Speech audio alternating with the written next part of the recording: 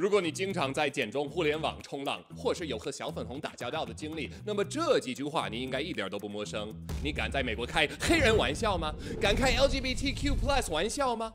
你敢开犹太人的玩笑吗？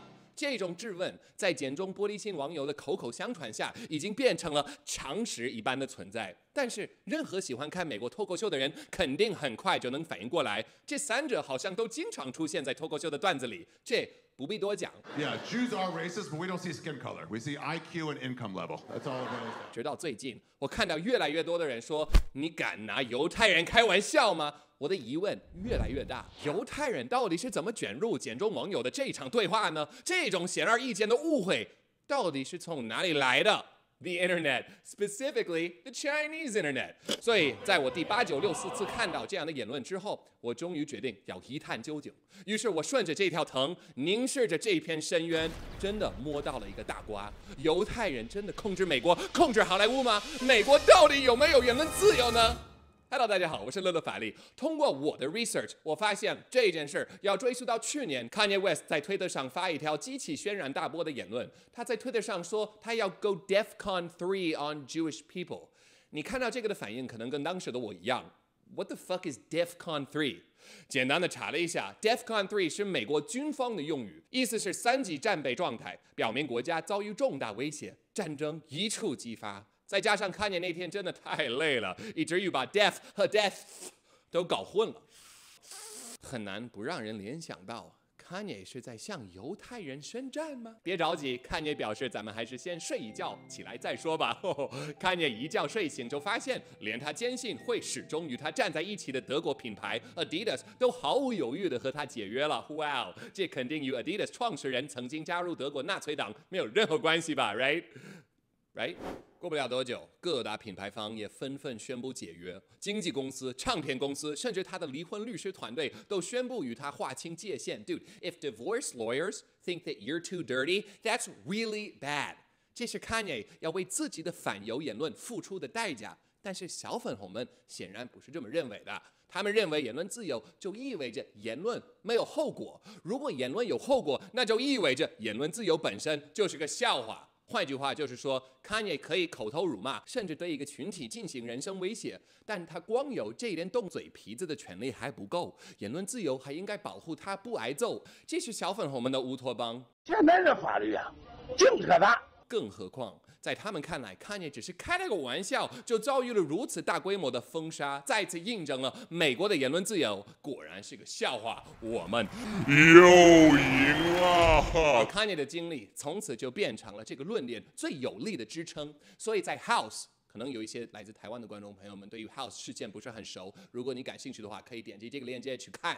所以在 House 遭遇封杀和刑事处罚的时候，如果你试图运用理性思考，小粉红们他们就会拿出他们至少在他们眼里是一个杀手锏，那就是你敢在美国开犹太人的玩笑吗？你难道没有看到Kanye的下场了吗？哇，我差点就恍然大悟了。但是Kanye他是在讲脱口秀吗？没有，我总是在强调脱口秀舞台的特殊性。脱口秀这门艺术是挑战权威、挑战世俗观念的艺术，是把所有的一切都平等的拿来开玩笑和打破的艺术。所以，当你走进脱口秀俱乐部或者脱口秀酒吧，你就已经做出了观念被挑战和底线被打破的选择。脱口秀演员的每一个段子也都有这样特殊的前提设定。你去听脱口秀，就证明你接受这样的前提设定，你期待你的认知被挑战，期待你能够被这种颠覆性逗笑。然而Kanye的言论并不是在这样的前提下，他是在推特上发表的观点，自己的观点，这个也不是在开玩笑，而是真正在表达对一个群体的仇视甚至威胁。他同样也是在极右电台节目 Infowars 中表达他对希特勒的赞扬。I like Hitler. I don't like Hitler. And I know you're trying to be shocking, but I'm not trying to be shocking. 那么Kanye没有权利发表这样的言论吗？他当然有这个权利，这是言论自由的一部分，但不归言论自由管的是Kanye在发表这样的言论之后会激起他人怎样的情绪反应，而这些反应又会造成什么样的后果？因为最终无论是脱口秀还是Kanye的言论，都要接受来自大众的检验和评判。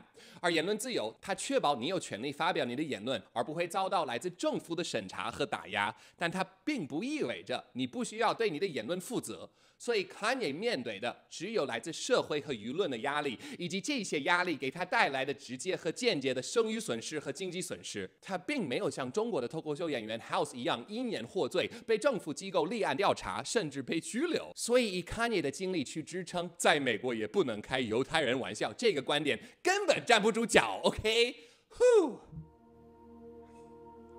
终于是时候喝点小酒，看着评论区里的小粉红。等一下。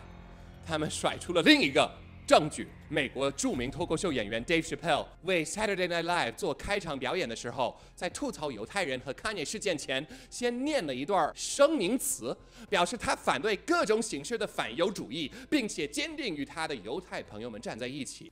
I denounce anti-Semitism in all its forms, and I stand with my friends in the Jewish community, and that. Kanye is how you buy yourself some time. Let's take a deep breath here, guys. 你去过中国吗？你有在简中网上冲过浪吗？有的话，那你肯定在某时某刻看视频的时候，发现很多人在聊稍微敏感一些的话题的时候，为了不被攻击，所以先表明自己绝对爱国，绝不崇洋媚外。说完这些声明之后，才能够进入到主题。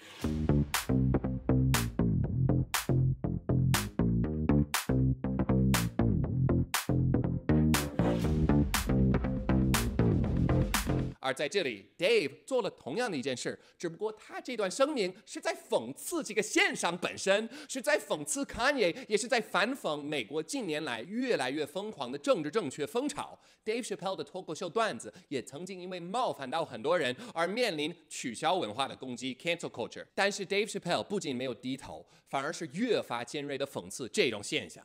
而让我非常欣慰的是，而且是让我对于这个世界稍微有一点希望的是，他不仅没有被取消，反而赢得了很多尊重和赞赏。毕竟人家的专场可以轻轻松松的赚1个亿美元，不是人民币，1个亿美元。但是 Dave 的这种反讽被一翻译和截图的形式流传到了简中网上，中国网友看到后忍不住用他们被体制所创伤的经历与 Dave 深深的共情，断章取义的把 Dave 的反讽理解为：兄弟，我懂，我们都是在遵守某种潜规则。看吧，在美国果然不能开犹太人玩笑，因为犹太人控制了好莱坞，就像共产党控制了我的 everything。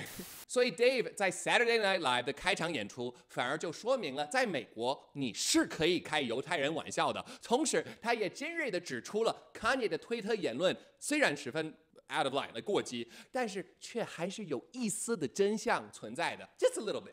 那就是在好莱坞的娱乐产业里，犹太人所占的比例确实大得惊人，但这就意味着犹太人控制好莱坞的阴谋论成立吗？干嘛？这是个非常明显的逻辑谬误。我关系最好的5个朋友里，有3个是犹太人，看来犹太人也控制了我的朋友圈，他们也是在试图操控我吗？没错，在美国的娱乐行业，的确犹太人占有的比例比其他行业大大高出很多，但这并不足以让我们下结论说犹太人意图控制美国的娱乐行业，这个是草率归纳谬误，这也是在简化这个巨大行业的复杂性。只拿犹太人在好莱坞的占比说事儿显然不够。犹太人之所以如今在美国的娱乐行业占有如此大的比例，是因为犹太人最初移民到美国的时候是一个非常被歧视的弱势群体。当时的美国社会不仅不允许犹太人购买土地，而且也禁止他们从事很多行业，所以那个时候在美国的犹太人，他们被迫从事一些在当时看来是肮脏低贱的工作。这其中就包括如今非常受欢迎的娱乐行业。在当时，医院、律所、高级剧院等等这些地方都不会雇佣犹太人，所以犹太人只好自己开医院、律所，甚至一些杂耍剧院。而因为杂耍这门艺术在当时也并不受尊重，所以犹太人得以保住他们在那一行的饭碗。直到20年代初，电影进入美国， The overwhelmingly white Christian upper class looked down on vaudeville, so they did nothing to keep Jewish entrepreneurs out of the business. 而电影行业迫切需要犹太人在杂耍剧院训练出来的各种技能，比如歌舞和喜剧。所以最早在美国的犹太人移民，才陆续在加州开启了他们的制片公司。而如今在美国好莱坞工作的犹太人远超其他种族，这是与这个历史原因密不可分的 ，right？所以犹太人并没有邪恶的控制 superpower， 可以控制好莱坞，控制美国媒体行业，甚至控制整个美国。这个只能反映出这个民族他们有很强的韧性，以及他们之后有普遍偏高的教育水平。因为住到好莱坞制片公司不是有犹太血统就可以做到的，你需要受过高等教育，你需要有国际性的视角，需要了解不同的文化。这个还不够，你还要了解市场，精通市场分析，有够高品味的审美等等，你才有可能做出一个精明的制片投资决定。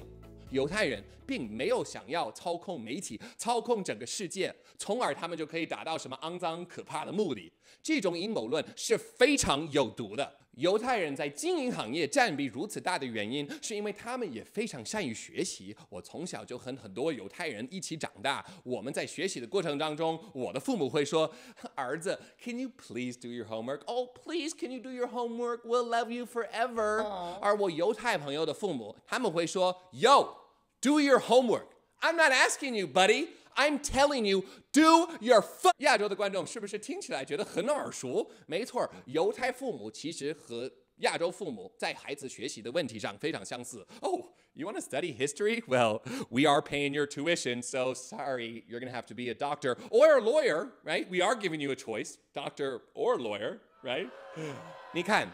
在某方面，一些如此小的区别，就可以在某一些结果上产生非常巨大的差异。比如，为什么在哈佛就读的亚洲学生数量如此之高？这个是因为亚洲人想要操控学术界吗？不是，是因为亚洲父母非常重视学习，对孩子的成绩有非常高的要求。同理，犹太人在好莱坞居多，并不是因为他们想操控好莱坞，而是除了历史原因之外，犹太人也有非常高的受教育程度和多元的文化背景。所以，犹太人是否控制好莱坞并不重要，重要的是你对此的态度。阴谋论会让你被愤怒和仇恨所蒙蔽，从而忽视掉这些现象当中本可以给你启发和供你学习借鉴的点。你应该想的是，犹太人在哪一些方面做得非常出色，所以才可以在好莱坞赢得如此重要的一席之地，而不是忽略掉这当中的关联性，再轻易的下一个简化而充满情绪的结论。